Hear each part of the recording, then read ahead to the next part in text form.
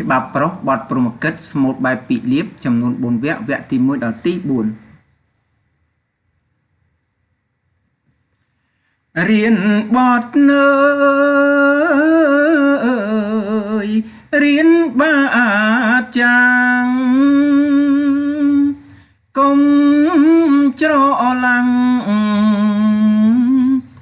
លើរៀមច្បងស្រដីនឹងអ្នកផងពាងឲ្យគួងអើយកុំឯងវៃ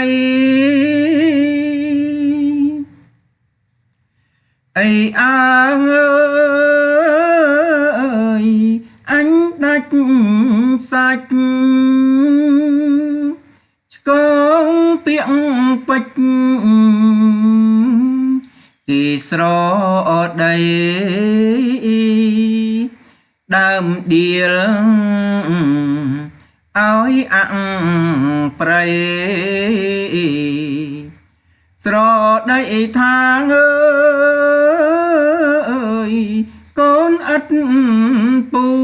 ជចាំងទុំអើយមិនប្រដៅជេកូនចៅ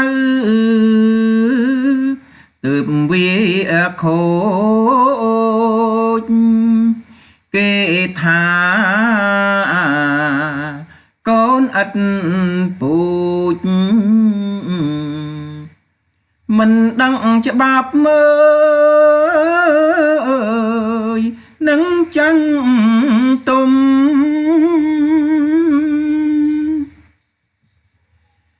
គេដៀលដល់ម៉ែឪគេអាស្រូវស្អុយរហុំគេស្ដីដើមជាវជុំដំនាលនោះអើយដល់មកចាំងបាទកម្មនេះ